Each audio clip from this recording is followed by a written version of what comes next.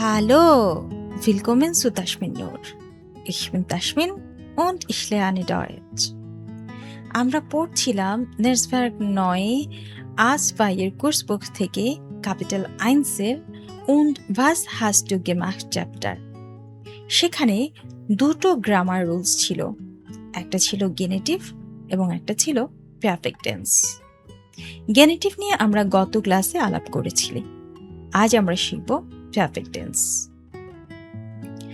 আমরা A1 লেভেলে perfect টেন্সের খুব বেসিক ধারণা নিয়েছিলাম, কিন্তু আজকে আমরা পুরো সিস্টেমটা গভীরভাবে বুঝব। প্রথমেই চারটা শব্দ দেখি, gemacht, gegangen, verstanden, eingekauft। এখানে চারটি শব্দই যথাক্রমে machen, gehen, verstehen এবং einkaufen এর পারফেক্ট রূপ। প্রশ্ন হচ্ছে চারটি চার রকম কেন?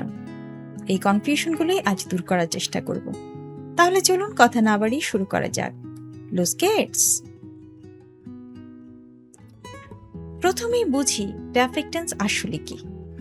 পারফেক্ট হলো জার্মান ভাষার অতীতকাল। অতীতে কোনো কাজ হয়েছে এমন বোঝালে পারফেক্ট ব্যবহৃত হয়। ইংরেজিতে পারফেক্ট এবং পাস্ট দুই ধরনের অর্থ বহন করে। পারফেক্ট হলো এমন কোনো কাজ যা ঘটার পর খুব বেশি সময় অতিবাহিত হয়নি, যেমন আমি ভাত খেয়েছি, I have eaten rice। কিন্তু অতীত বলতে বোঝায় এমন কিছু যা ঘটার পর অনেকখানি সময় কেটে গেছে, যেমন আমি গতকাল ভাত খেয়েছিলাম, I ate rice yesterday। তাকিয়ে দেখুন, I have eaten rice এবং I ate rice দুটি বাক্যেই কিন্তু স্ট্রাকচারে পার্থক্য রয়েছে। কিন্তু জার্মানে আমি ভাত খেয়েছি এবং আমি খেয়েছিলাম দুটোই অতীতকাল, সেটা যত সময় আগেই ঘটুক না কেন। 10 দিন আগে যা হয়েছে তাও অতীত, আবার 10 মিনিট আগে যা হয়েছে তাও অতীত। এবং এই দুই ধরনের সময়কেই তার পারফেক্ট দিয়ে প্রকাশ করে। ইংরেজির মতো বা বাংলার মতো আলাদা আলাদা কোনো সেন্টেন্স স্ট্রাকচার হয় না। কিন্তু মজার ব্যাপার হলো জার্মান পারফেক্টের গঠনও ঠিক ইংরেজি পারফেক্টের মতোই। লক্ষ্য করুন, ইংরেজিতে I have made, you have written, he or she has bought, they have eaten। এখানে চারটি বাক্যই পারফেক্ট টেন্স। এগুলো জার্মান কি হবে?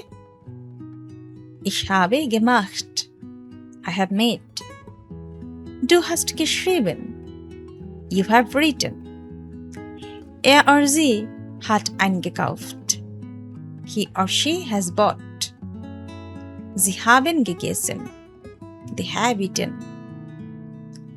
লক্ষ্য করুন, ইংরেজি এবং জার্মান উভয় ক্ষেত্রেই প্রথমে সাবজেক্ট, তারপর হেল্পিং ভার্ব এবং সবশেষে ভার্বের পাস্ট পার্টিসিপল ব্যবহৃত হয়েছে।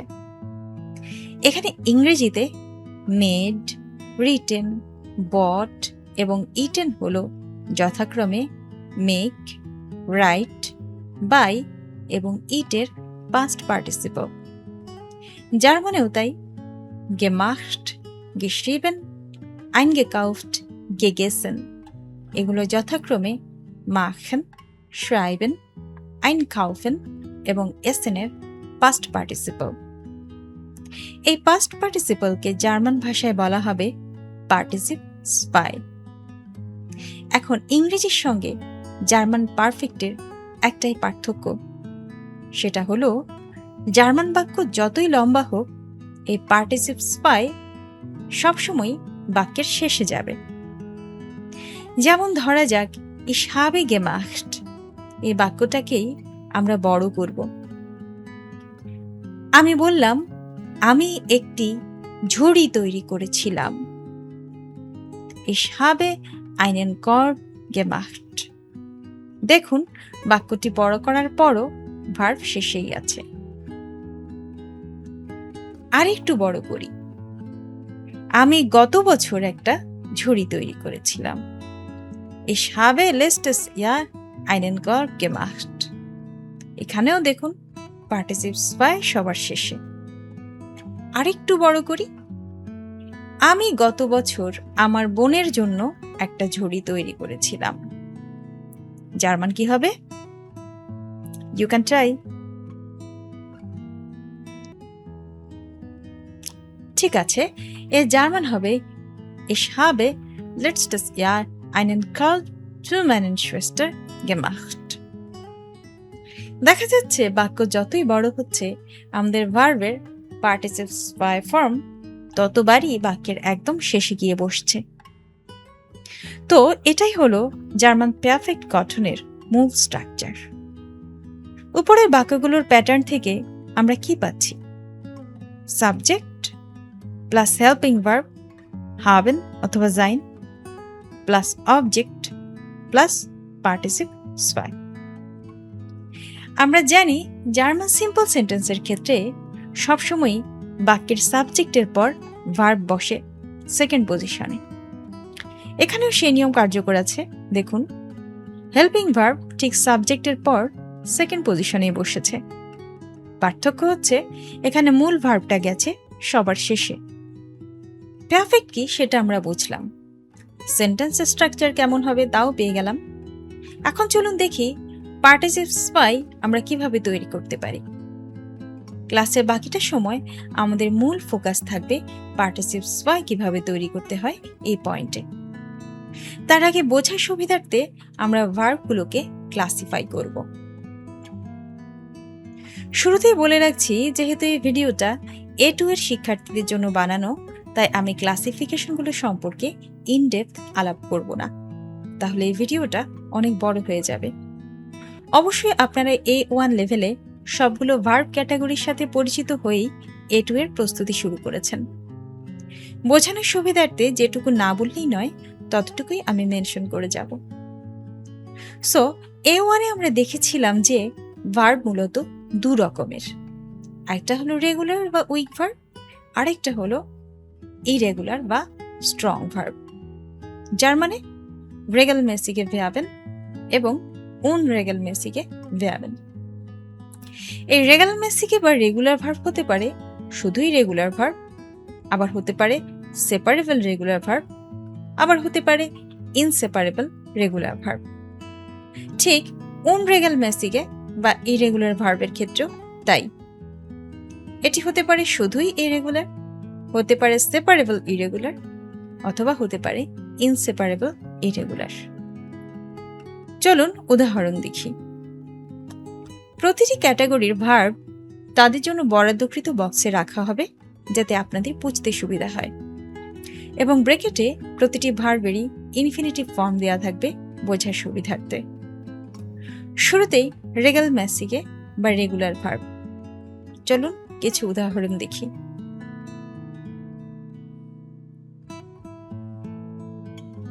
এই উদাহরণগুলো থেকে দেখতেই পাচ্ছেন সবগুলো ভার্বেরই পার্টিসিপস বাই একই নিয়মে তৈরি হয়েছে। সবগুলির শুরুতে গে আছে এবং শেষে ইনফিনিটিভ ফর্মের এন উঠে গিয়ে টি এন্ডু যুক্ত হয়েছে। মাখেন হয়েছে gemacht, spielen হয়েছে gespielt, lernen হয়েছে gelernt, kochen হয়েছে gekocht। এখন এই রেগুলার ভার্ব দুই ধরনের হতে পারে, সেপারেবল রেগুলার এবং inseparable regular. den Woche regelmäßige এবং unten Woche regelmäßige। এখানে দুটো ক্যাটাগরিরই পার্টিসিপস বাই এর কিছু উদাহরণ দেখুন। প্রথমেই সেপারেবল রেগুলার ভার্ব বা den Woche regelmäßige।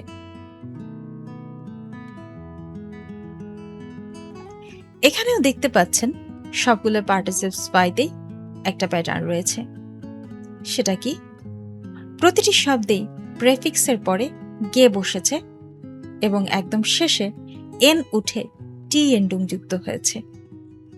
আমরা জানি কোনো শব্দের প্রেফিক্স যদি আইন, আউফ, আউস, সু, আপ, আন এগুলো হয় তাহলে সেগুলো সেপারেবল প্রেফিক্স হয়, মানে ওই প্রেফিক্সগুলো ভাগ হয়ে ভার্বের মূল অংশ থেকে আলাদা হয়ে বসে।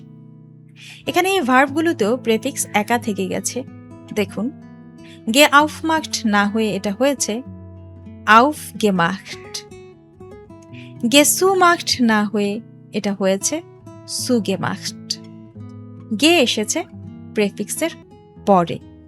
এবার আসা যাক ইনসেপারেবল রেগুলার ভার্ব ভার্বের ক্ষেত্রে।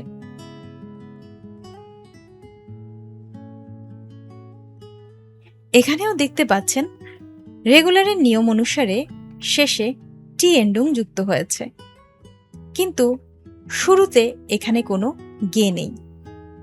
কেন? কারণ ভাগ হওয়ার মতো কোনো প্রেফিক্স নেই।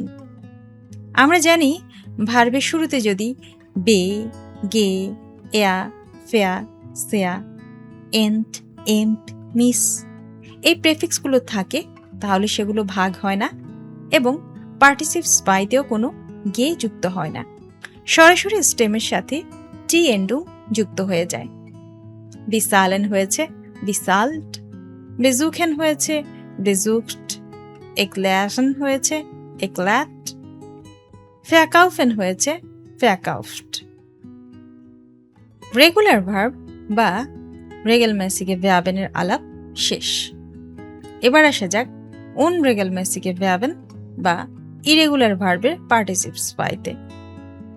এখানেও আগের মতনই 3টি ক্যাটাগরি থাকবে, শুধুই irregular verb, unregelmäßige Verben, separable irregular verb, tenbare unregelmäßige Verben, inseparable irregular verb অথবা untenbare unregelmäßige Verben। চলুন উদাহরণ দেখি। প্রথমে শুধুই ইরেগুলার ভার্ব বা unregelmäßige Verben।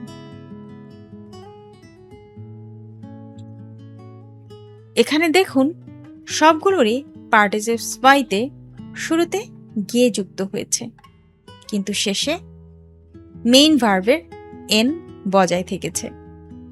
আবার স্টেমের ভেতরে ভাওয়েল চেঞ্জ হয়েছে। দেখুন গেহেন হয়েছে গে গাঙ্গেন, শুরুতে গে আছে, শেষে গেহেনের মানে মেইন ভার্বের এন বজায় থেকেছে, কিন্তু মাঝখানে স্টেম চেঞ্জ হয়েছে। ঠিক তেমনি দেখুন শ্রাইবেন, শ্রাইবেনের পার্টিসিপস বাইতে শুরুতে গে যুক্ত হয়েছে, শেষে এন বজায় থেকেছে এবং মাঝখানে স্টেমের ভেতরে ভাওয়েল চেঞ্জ ঘটেছে। এখানে ছিল শ্রাই এ এবং ই, কিন্তু পার্টিসিপস বাইতে হয়েছে ই, ই এবং শেষে এ। এখানে স্টেমে ভাওয়েল চেঞ্জ ঘটেছে।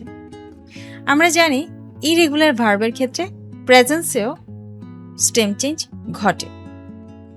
এবার আসুন দেখা যাক সেপারেবল ইরেগুলার ভার্ব বা den Wahe unregelmäßige Verben। এখানে দেখুন সেপারেবল প্রেফিক্সের পরে গে এসেছে।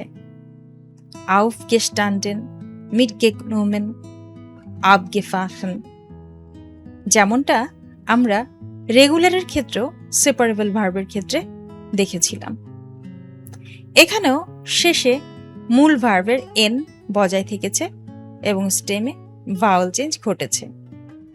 মিটনেমেন হয়েছে মিটনোমেন, মানে শেষে এন বজায় থেকেছে, সামনে প্রেফিক্সটা থেকেছে, তারপর গে যুক্ত হয়েছে এবং তারপর স্টেম চেঞ্জ হয়েছে। এবার আসা যাক ইনসেপারেবল ইরেগুলার ভার্ব বা untenbare unregelmäßige Verben।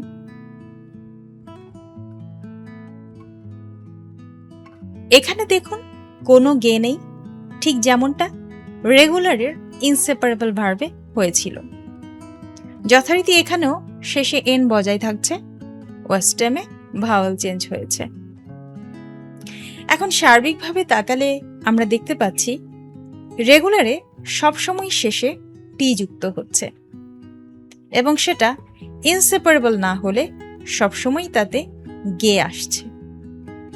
একইভাবে ইরেগুলারের ক্ষেত্রেও সবসময় শেষে এন বজায় থাকছে এবং ইনসেপারেবল না হলে তাতে গে আসছে। অর্থাৎ ইনসেপারেবল ভার্বের পার্টিসিপে কখনোই গে বসে প্রেফিক্স আলাদা করবে না, কারণ এর নামই ইনসেপারেবল।